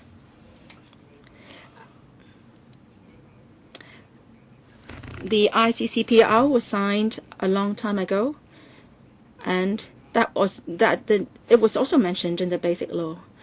But then they have reservations on a certain clause in the ICCPR. Now, is that a way of being accountable to Hong Kong people? Now, that was incorporated in 1991, and that was soon after the June 4th incident. And was it because that they want Hong Kong people to stay behind? So that's why they put in that clause at that time. Now, after the June 4th incident was gone and passed, and people forgot about it, and then the administration can easily forget about the promises it has made. So I want to tell the government we need election which is based on true democracy. Please give us back the democratic system that you have owed a long time to us. Next one, Mr. Lochak Yu. I'm from Hong Kong Poly U, External Vice President. We air our views today because there is so much injustice in Hong Kong. In NTNE development, the residents' interest is being neglected. The universal pension scheme is not being implemented. Those elderly can't lead a dignified life. And then the collective bargaining right has not been realized. And a lot of employees have been exploited unfairly. And university students, upon their graduation, will still have a lot of loan to repay. And we're facing and stepping into this very unjust society. And up to this very day, we can't elect our CE, one man, one vote system. And we can't have universal suffrage to form the LegCo. And we still have the FC where the minority's interest prevails over the majority's interest. On the 16th of May, a group of universities students went to Caritas to petition to the CE, asking him to implement universal suffrage to select the CE before he entered the venue. And after he came out of the venue, we asked her to meet with him. He saw us. He saw us being carried away, and we were sort of injured, and he couldn't. Even that he couldn't. He failed to have dialogue with us. Now, should he be accountable to his 689 voters or to the whole of Hong Kong? So many people in Hong Kong. Now we are in thousands, the students in Hong Kong, our number. Now you are just elected by 689 people. How can you not take heed of our views? Now we urge that universal suffrage be implemented to select the CE and to form the LegCo as soon as possible. Next one, Mr. Kinson Lam. I'm for the External Vice President of the Student Union of Hong Kong, BU. Before 1997, the handover, the central CPG made a lot of promises, one country, two systems, Hong Kong people governing Hong Kong, universal suffrage, and so on and so forth. We naively believed that these would be realized, but then we are disappointed time after time. The CPG, or the Communist Party, cheated us time and again. For the past 16 years, there has been a retrogression in the rule of law and the political system, and the freedom of speech has been constrained. The Chinese liaison office has been meddling with Hong Kong's internal affairs. We are infuriated and we are heartbroken. Because the CPG has neglected time and again Hong Kong people's requests, and then the Hong Kong government is a government for Hong Kong people, but then they try to just please the CPG at the expense of Hong Kong people's interests. This is a most shameful government. When we heard that there will be universal suffrage to select CE in 2017, we believed that there will be true universal suffrage. But then later we found out that this is just our wishful thinking. We just this never existed. And then they have put up all these criteria, loving Hong Kong, loving people, and there will be screening. And this is just not what we wanted. We want equal and universal suffrage, i.e. every person has the right to vote and to be elected, and there should not be any screening or other conditions attached. So, well, in one word, it's just appointment. Well, but then they don't want to sound so awkward, so they just come up with this fake universal suffrage method. This is not something that most of Hong Kong people want to see happening in Hong Kong. On various occasions, we have expressed our views to the CE and other government officials, demanding that the government give us a timetable on political reform and implement true universal suffrage, the government dares not have direct dialogue with the students. And we are extremely disappointed by the government's turning a blind eye to our request. Now, Mr. Lau Kong-wah, the Undersecretary, is here today. I hope Mr. Lau can give Hong Kong people a timetable on universal suffrage. True universal suffrage. We've waited for 16 years. How much longer should we wait? Mr. Lau, please give us a reply today. Next one, Mr. Lam Cho Ming. Mr. Lau, I have great sympathy for you, Mr. Lau. In 2006, the United Nations said that the Hong Kong must do something, and then you assumed office and you were in Geneva, bearing all the criticisms because you were just assumed the office because the government hasn't done anything in the past several years. So I have great sympathy for you. So you have to be thick-skinned as a government official in Hong Kong. This student, in 2006, the United Nations asked that Hong Kong establish a united human rights body, an independent one. Now, over the years, the human rights condition has not advanced, but rather deteriorated. And actually, Hong Kong government is an accomplice on that matter because it allows or connives at people or organizations stamping on people's human rights. And the government has mandatorily resumed, farmers' agricultural land for which has been there for generations, and they have demolished by force the statue of the goddess of democracy. And actually, the Hong Kong government is the leader in stamping on people's human rights. And in 2006, the UN is concerned about the police investigating its own offices. But in 2009, the IPCC was established, and then the members of the IPCC was appointed by the CE is a toothless tiger. It doesn't have power to investigate. So what has the administration done? So it's just said that it has established the IPCC and it has already done something. But actually, in effect, they are allowing the police to abuse their power.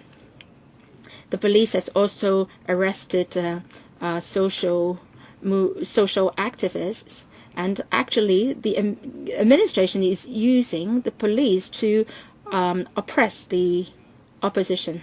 Now, the United Nations is also concerned that Hong Kong doesn't have in place legislation on grounds of sexual orientation. It doesn't have any legislation on grounds of sexual orientation and gender identity. The Labour Party advocates legislation be put in place to eliminate discrimination on grounds of sexual orientation among private and public organizations in terms of choice of employment and choice of spouse and so on. So lastly, I hope that the government can do its assignment properly, do concrete work. Now, next time, if Mr. Lau, if you are going to go to Geneva again, then you will not be so criticized heavily. Ms. Smollock. Now, the ratio of bisexual, 700 to 1. That means for every 700 based on 1 could be a bisexual. They are a large group, but they have become invisible. Bisexuals may have may see some not ordinary phenomenons with the genitals and so on, and because it's an inborn problem, and it's hard to tell whether they are men or women. And this is the group called intersexuals or bisexuals. For intersexuals, they are often misunderstood, they suffer violence, they suffer discrimination. They never get psychological or healthcare support. And in all discrimination legislation, there's no mention of intersexuals. So when they are discriminated against, they don't get any protection.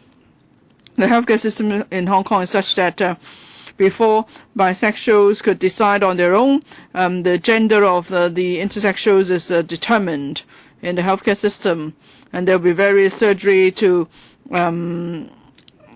fix the gender, either invasive surgeries or hormonal treatment. So intersexuals live in great suffering since a small age. Now, in our education system, we only know about two sexes, male or female, but the public are not taught that there is a group called intersexuals. And they don't teach the public that the intersexuals are just those with different physical features. And the public are not taught that they have no right to discriminate against intersexuals. The Hong Kong government has not given the right to intersexuals to maintain a neutral gender. So the intersexuals have to choose between the two sexes. It's really against their nature. So we ask the government to face up to the fact that there are intersexuals in the community and their rights must be protected. And also, under some discrimination ordinance, there ought to be protection against discrimination. And the law must be amended. Intersexuals should have the right to choose the gender. And before intersexuals are able to determine for themselves, there must not be any compulsory and involuntary treatment. And there must be special services provided to intersexuals and their family members so that there will be comprehensive support for them in terms of psychological care, health care, and even social support if necessary.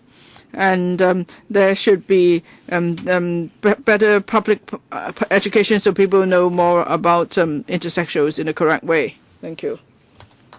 Mr. Pok Fok San.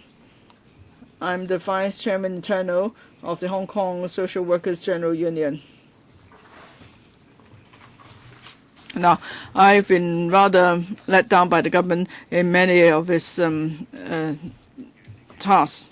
But I heard students speak here. I heard some minorities groups speaking up for their rights, and actually that's reignited hope for Hong Kong. My hope for Hong Kong. Now, we have 3 points on the concluding observations. First, constitutional development.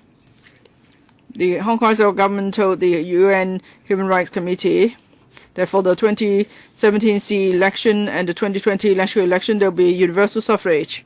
But actually, up to this day, the consultation hasn't started. So the public are very worried if the government could actually come up with some electoral method that's acceptable to most people in Hong Kong before the election is due. Now, many have spoken on the elections recently, including people from China. But we believe the SAR government ensure that the elections in Hong Kong will be in line with the international standards for universal suffrage. And for the 2020 LegCo election, there should be no more functional constituencies. That's an important step towards a true universal suffrage. On monitoring police powers, the UNHRC has expressed concern about police power, the exercising of police powers, like in dealing with public assembly, so on. We see that in the past few years, there's been increasing use of pepper spray and more arrests. We see that the police has been resorting to undue force in restricting the freedom of expression and freedom of assembly of the people. And recently, some people have been arrested in demonstration and protest, and we find that most regrettable. The Independent Police Complaint Council is a statutory body, but still there is not a totally independent system in monitoring police's use of power or abuse of it. We believe the system ought to be reviewed so that there could be proper control over the use of police powers. Third point is about community mental health. The UNHRC has expressed concern about mental health care system in Hong Kong. Now, we have concern group on mental health services. We've already submitted a submission to the Welfare Services Panel. We hope the government will take a look at our submission, and we would like to have comprehensive mental health policy. Thank you. Next, Ms. Zhang Si-Wing. Thank you, Mr. Chairman. I don't care. It doesn't matter if you're a pan-democrat or you are pro-establishment camp member. I take a neutral view. First, 3 points. First one, Article 45 of the Basic Law says that the CE must be nominated in a democratic manner. But then the Basic Law does not say that the CE has to be elected by one man, one vote, one person, one vote. So we have to respect the spirit of the Basic Law. Now, in the 4 annexes, there's mention of the 4 sectors, the commerce and industry sector and so on. Perhaps within the framework, we could broaden the electorate base of the election committee so that it could be more representative. Second point about legitimacy. Now, the pan-democrats say that they have the people's mandate. But, you know, electing C is not the same as electing LegCo members. C.Y. Leung, Henry Tang, and Albert Ho. Now, actually, C.Y. Leung had the highest popularity. And the last term, it was Donald Tsang and Ellen Leung running in the election. And it was Donald Tsang who had the most popular support. So the public have wisdom. They understand electing C is not the same as electing legislators. The pan-democratic camp is worried, it seems. But I think they're worried that they won't find someone who has enough popular support to run election. You don't have to worry about being screened out by the Beijing, actually. And we talk about international standards.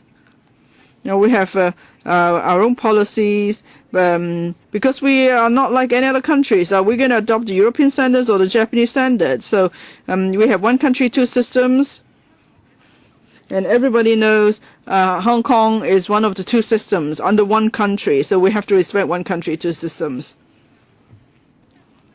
And many say that we're seeing backward development of democracy, but I see progress, and there's still room for further progress. You look at the latest LegCo election. We have the super DC seat, and we're able to vote for another member by one person, one vote, and we are seeing an increasing number of LegCo seats. So I see we are making constant progress. And we can try out something this term, and next time we could always make improvement after analysis and studies. I think it's important that we arrive at a consensus on the CE electoral method, and we must always respect the spirit of the Basic Law. Mr. Kwok Chung Men, thank you. I welcome the Court of Final Appeal ruling. Congratulations, Ms. W. Now the government finally has the rationale to do more. I hope in the next report would shine. I agree to something that the Labour Party said. It seems that we don't show much respect to the UNHRC. Now, there is a Chinese translation of the 3rd report. In one of the paragraphs, it said that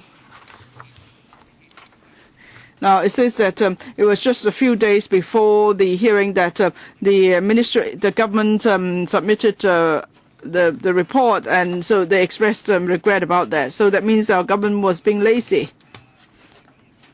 And the UNHRC gave a list of issues, a checklist to say that what steps have been taken further to ensure that there will be universal suffrage for the CE and LegCo election. But the government's response just included the basic law article in there. And then next paragraph, the government said that in the process of formulating the electoral methods for the CE election, we would consult different sectors.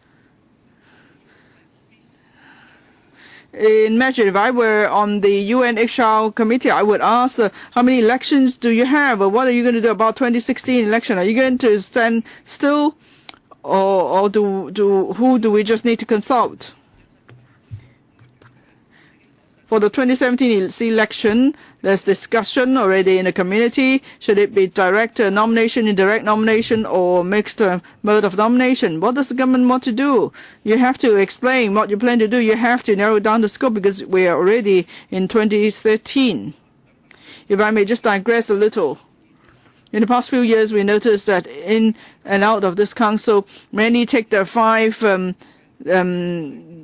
super seats as direct election or universal suffrage. Actually, still a long way from that. And many always cite examples from overseas to support their arguments. But then they do not take into account the geographical position, not the geopolitical position. Hong Kong is an area of just over 1,000 square kilometers. About 300 square meters are inhabited by 7 million people, so we have a high concentration of population. It takes just 1 hour by car to go from the northern tip to the southern tip. So there's no need to have any districts. We just go straight for direct election, that's all. Next, Ms. Letta Miller. Executive Director of the Hong Kong Refugee Advice Centre, HKRAC. HKRAC expresses concern about the human rights situation of asylum seekers and refugees seeking protection in Hong Kong. By neglecting the rights of refugees, the government has failed to comply with its obligations under the International Covenant on Civil and Political Rights and other human rights instruments to respect and ensure the human rights of everyone who is subject to its jurisdiction without discrimination. HKRAC therefore welcomes the recommendations recently issued by the United Nations Human Rights Committee to Hong Kong, particularly those found in paragraph 9 of its concluding observations. HKRAC also shares the regret expressed by this and other human rights treaty bodies regarding the government's position not to seek extension of the 1951 Refugee Convention and its 1967 protocol to its territory and its lack of any domestic refugee law. HKRAC welcomes 2 recent judgments handed down by the Court of Final Appeal in the case of Ubermarker and in the case of C. In light of these judgments and Hong Kong's obligations under the ICCPR, HKRAC calls on the government to set up a screening procedure that comprehensively assesses the protection needs of persons who may be subject to grave human rights violations. The current dual-track system, one conducted by the UN Refugee Agency to process asylum claims and one conducted by the Hong Kong government to meet its obligations under the Convention Against Torture, is inefficient and does not meet standards of procedural fairness.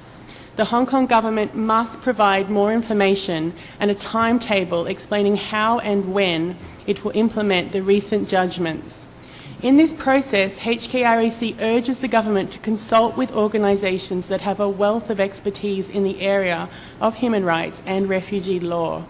These include the academic community, legal experts, the UNHCR, civil society actors such as HKRAC, as well as asylum seekers, refugees and CAT claimants themselves. Moreover, some of the challenges with the existing statutory screening mechanism for torture claimants must be addressed, including concerns about extremely low recognition rates. Any future screening mechanism must ensure that asylum seekers, refugee and torture claimants are able to access quality legal assistance and counselling to ensure high standards of fairness and compliance with human rights norms. HKRAC urges the government to heed the recommendations made by the Human Rights Committee and calls on it to expand the scope of protection for refugees so as to ensure they have access to justice and are able to enjoy their civil, political, economic, social and cultural rights. Thank you. Oh, thank you. 35 deputations and individuals have expressed their views. Now the floor is open to questions by members. Those who want to speak, please raise your hand. Emily Lau, Chan Chi-Chin, Kenneth Chan, Dr Hon, Helena Wong. 5 altogether. Priscilla Leung. So the meeting should end at 5:45, and we have to leave some time for Mr. Lau to respond. So shall I suggest 3 minutes each? Ms. Emily Lau. Chairman, for important issues like this, we should have more time. First of all, I'd like to thank deputations, individuals for coming over, especially the students. So many university students are speaking with great emotions, and Chairman, the DAB and the administration should take heed of their views.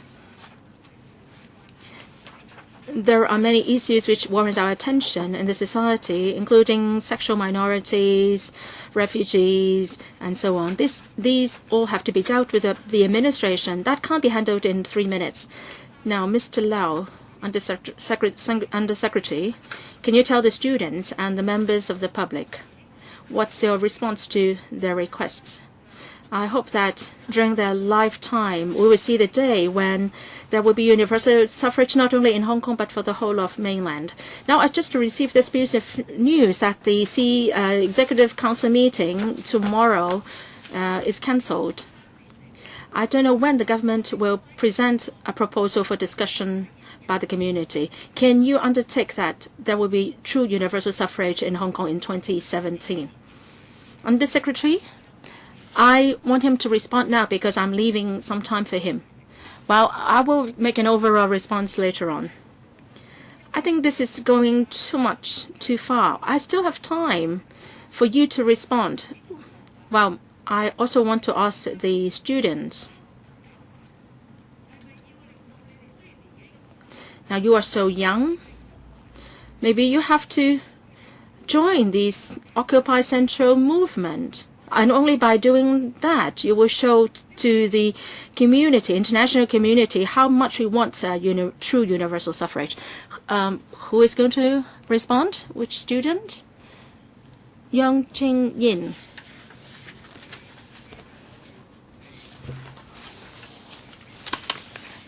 Yes, we are the pillars of society, but then without universal suffrage, without political rights, we can't grasp our future, or we can't actually be certain in our future. We are losing our patience, and this will only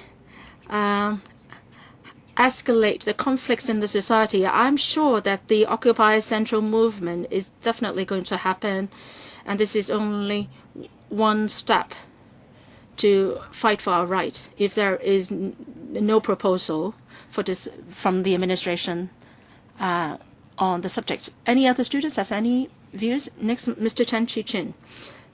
First of all, I would like to thank all the deputations and individuals who are so concerned about human rights and political reforms in Hong Kong. We have not gone totally disappointed. We still have hope. I agree with Mr. Loh Yok Kai that the CCPR has lost its binding effect on the government. But still, you are here. Now, at the hearing, the administration has been brought to shame, but they didn't care at all. Mr. Lau attended the meeting, and he was trying to speak for the work done by those before him. And then the next report will be submitted in 2018. And by that time, we don't know whether CY Leung is still in place, and then somebody else may have to do this job of explaining the work done by a previous government. So this is pressure. Why are you wasting public funds and money to do that? I want to ask Mr. Lau. A lot of deputations talk about the sexual orientation. Then we are talking about these 4 ordinances, merging 4 discrimination ordinances into one. Perhaps we can also include future legislation or possible legislation on sexual orientation into this one whole all-embracing legislation. And actually, I want Mr. Lau to answer me whether there will be that you are considering merging all the 4 ordinances into one. Now, on education on sexual equality. Now, I put forward the term LGBTI to government officials. Can they tell us what these are? Can they differentiate between bisexual, transsexual, or what? I don't think they will be able to tell the difference. So in that case, how can you rely on them to educate the public? Lastly, Ms. Chang Hon Wai talked about the, raised some accusations against the CSD officers. And you said that the CSD officers are telling lies and trying to cover up the fact that they are torturing transgender inmates in prison. Now, you talked about 4 cases. When did the torture take place? Would they be coming out to host a press conference to explain clearly what's going on? And we can help you with coming up or presenting an oral question to the administration to clarify the issues. Yes, Dr. Kenneth CHAN. Chairman, I would like to thank the deputations and individuals to give us their views.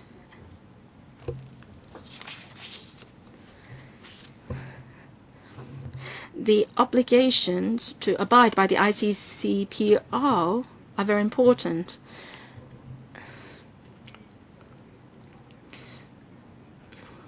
Well, we should take these obligations seriously, and let's not fall into the traps of giving up on such obligations. And then there will not have to go to Geneva again and so on.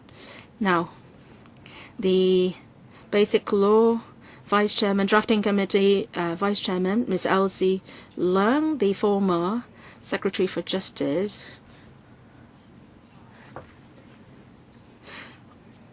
we shouldn't go by the tyranny or dictatorship of the minority. If we are fighting for democracy, are we exercising or dictators of the minority? When we try to fight for our right against the police's use of spray, are we being tyrants of the minority? I think this is very illogical. The administration is enjoying so many special privileges, and they would hold meetings or may cancel meetings at their own will, and then they're still paid this very high salary. And then this small election committee, originally it was only 400 people, now it's 1,200 people. On these dictatorship of the minority, on the eroding the Hong Kong people's political will to fight for democracy. On these members of the election committee, the privileged class, they are the minority. Now we are going to fight for the equal opportunities for the sexual minorities. Now at this meeting, we talk about freedom of information legislation and also archive law. And it has to do also with the submission made by the Hong Kong Journalists Association. Now, the Housing Department has given me this reply.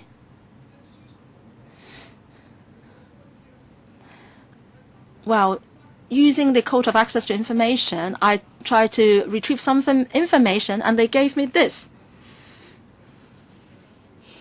So faced with these kind of discontent, the administration is bound to face a lot of challenges. Next, Mr. Leung Kwok-hong.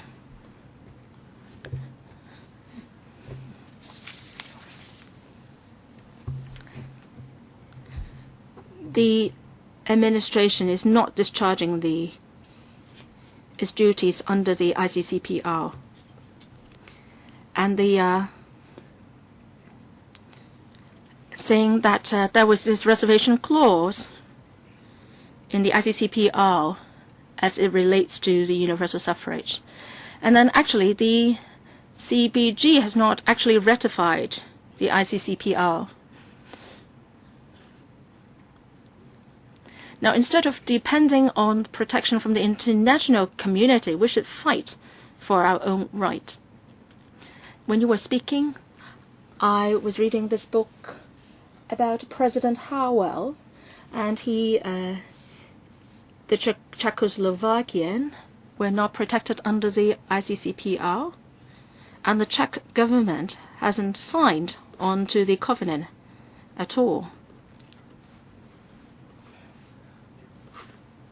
And then the Havel president, Havel, talked to the Communist Party, and then they decided that the Communist Party's power will be withdrawn. How can the United Nations protect us at all? Second, we need people with courage to break through any stalemate in political reforms or fight for democracy.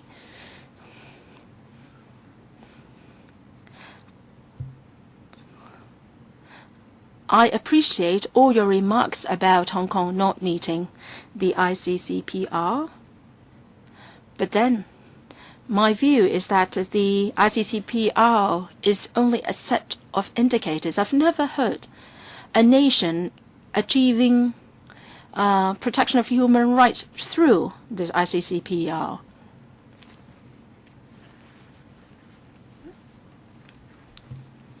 Well, I think what we should do instead is we just take to the street on the 1st of July. We don't need other people to protect us. We should fight for fend for our own rights. I don't think the ICCPR is of any use. I think what works is Hong Kong people uniting and as one power. Let's not waste our time. Let's work harder, and we'll overturn the government. 多謝主席。今日好多謝咁多團體上嚟表達意見啦。咁我都聽到好多團體都好關心個普選將來個安排。咁好希望咧係局方快啲咧係展開個諮詢啦。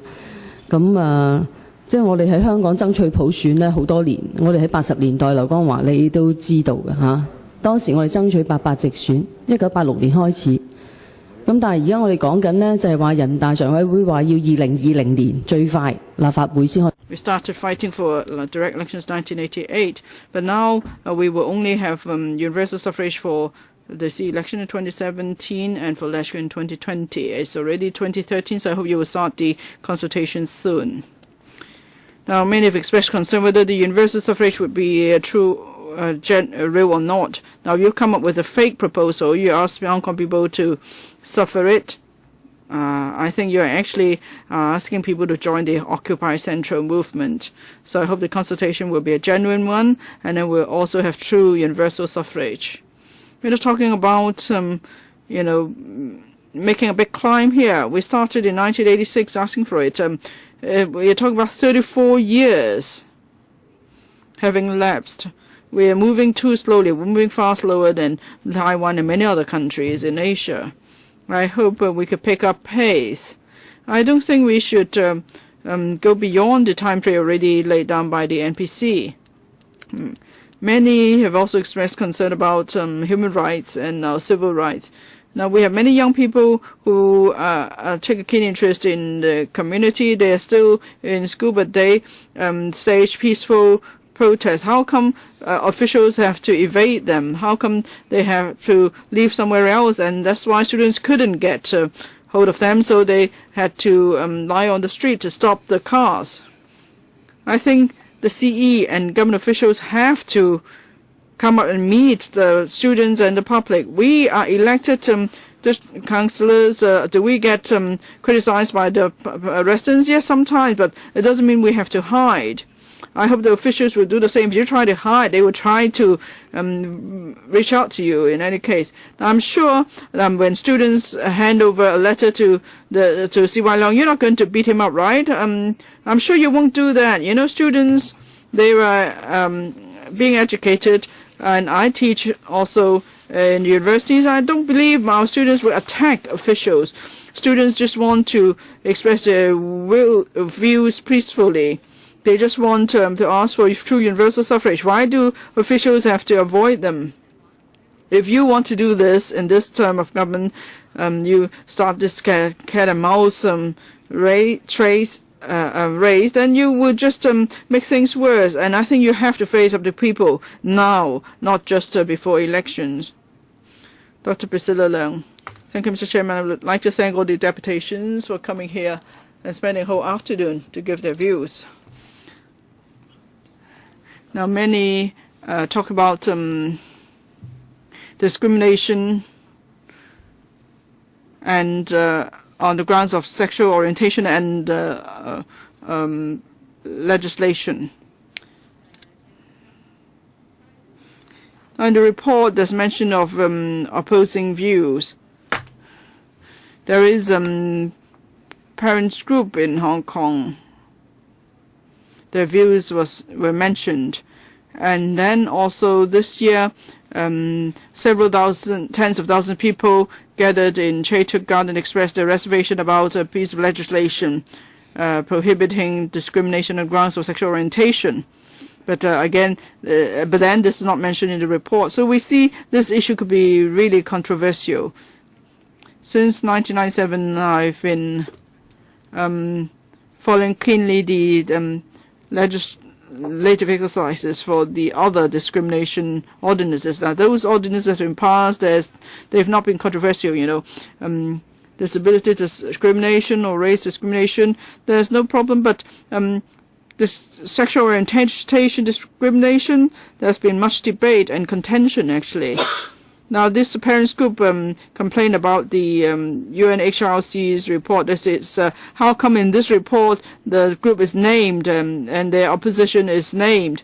They're worried. Is it that in future, if they say in school at home that they think homosexuality is wrong, then they would have committed law. They don't know why their views were cited. But then there was a gathering attended by several tens of thousands of people, but there's no mention of it.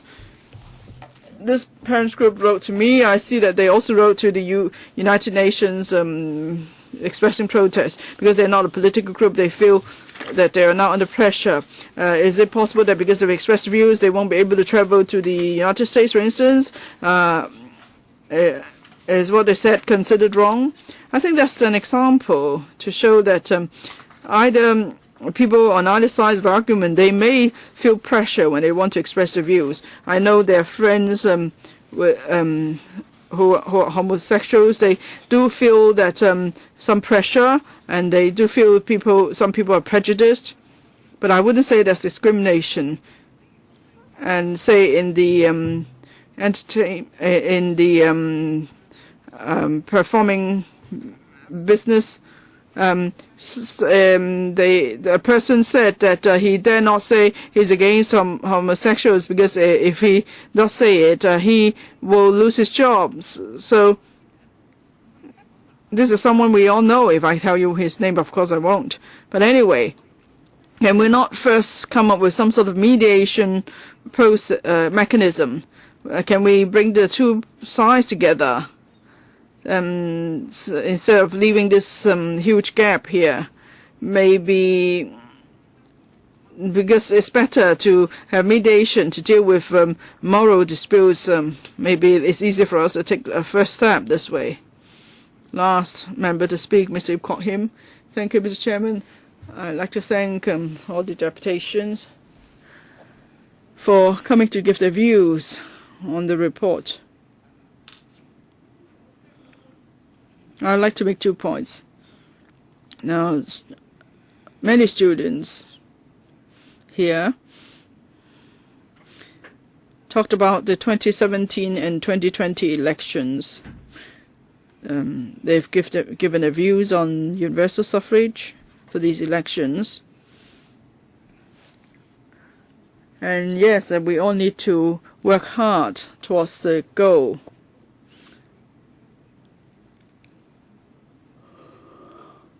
And of course, we would all like to see greater participation by the people of Hong Kong in elections.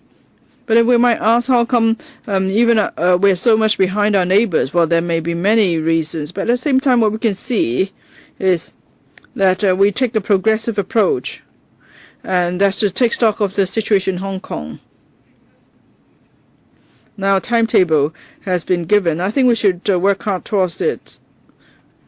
You know, for some of our neighbors which practice democracies, I don't see how they are more stable or developing better. So we have to see how we could come up with some constitutional development that suits Hong Kong. And on freedom of expression, freedom of peaceful demonstration, and so on, some have asked, why is it that C.Y. Leung's government is hiding away from the people? They dare not face up to the people. Well, there is this kind of allegation.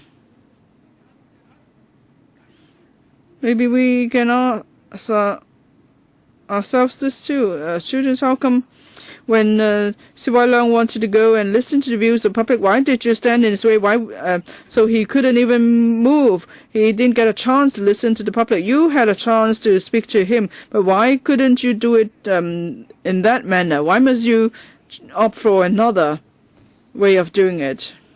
You know, in Hong Kong, we treasure peaceful and non-violent means of expression. Some Hong Kong Federation students, well, some have said that they will not apply. They will just express their views as they like. But don't you understand, then it will affect the order in Hong Kong. You will inconvenience others as well. Yes, we have the right to express our views, but what about other people's right to express their views? So I hope students will consider these issues as well. Okay, the members have also given their views. Now I hand over to the Undersecretary. After the Undersecretary has given his overall response, then our meeting will come to an end. Undersecretary. Thank you, Mr. Chairman. Thank you, members and friends, for coming to this hearing. In March, the SAR government went to Geneva to attend the meeting of the United Nations Human Rights Committee. And it's an exchange session on human rights issues. Of course, at the meeting, we gave answers to the checklist, and we also gave a report on the human rights situation in Hong Kong in the past few years. Then we had exchanges. And after the meeting, of course, the concluding observations were given to us by the UNHRC. Some views and recommendations were given in the concluding observations. The SAR government is most grateful to the UNHRC members for their reminders. We're also grateful to members attending the meeting here today for their reminders. It was the first time I attended the meeting. There were many NGOs from Hong Kong. Many of you were present then. and many members were also present then. They all traveled to Geneva to have exchanges with the UN HRC members. I think it's most useful.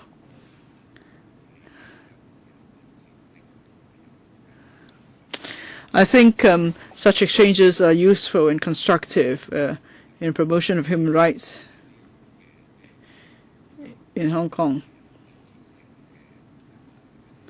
So, as I said, the dialogue is constructive. Even the UNHRC agrees.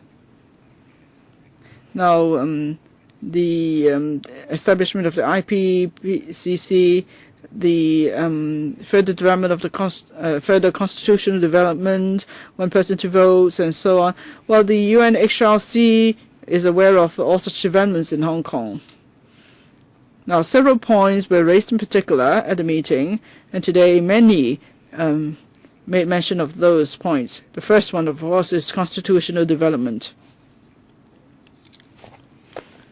Now, we've been moving in a progressive manner in constitutional development in accordance with the basic law.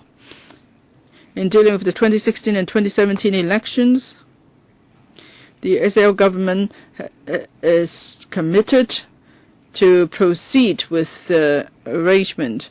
So, in response to Ms. Emily Lau, we will do our best. Of course, from our context with people now, we know it's going to be an extremely tough task, but we will soldier on regardless. And we don't have to do just consultation. There are 5 steps to take forward constitutional development, and we will take it step by step, and we'll make sure we do a proper job. And we would like to see more communication in the community, and we hope there will be more rational and peaceful exchanges, and then hopefully we could reach a consensus in the community. On sexual orientation, sexual minorities, in the CE mentioned that there is not planned to do consultation for the time being, but we are planning some work. Apart from the usual education and publicity efforts, and we have subvention schemes. Many the sexual minority groups are aware of such a subvention scheme. The purpose is to remove discrimination in the community against sexual minorities. And of course, there are different voices in the community. There are people who hold different views. Some views may be extreme, but still we would like to create a platform. In the near term, we would like to engage in exchanges and interaction so that we could take forward our work in removing discrimination against sexual minorities. Now, whether we will go for the legislative approach, now at the UN meeting and today, as some pointed out, we're actually doing some internal research. We're collecting information from overseas jurisdictions, so we've started the task in that sense. Now, police power and figures, perhaps we could give you the information after the meeting, or you could give us the information on those cases, and then we could give you a reply. On education involving ethnic minorities, now, Ms. Wong, you mentioned information, and you mentioned the Chief Secretary for Administration. Definitely we will pass on your views, and we'll take this issue very seriously. The UN HRC has reminded us to submit some information within a year, and then 5 years later, we will submit the 4th report on human rights. So we hope you will continue to give us your views. Thank you. Anything else, please, from other bureau? No? I'd like to thank the 35 deputations and individuals for coming to the public hearing today. Thank you very much. Item 5 on the agenda, any other business? Anything on the AOB? No? Then meeting is adjourned. Date of next meeting, the 17th of June, 2:30 p.m.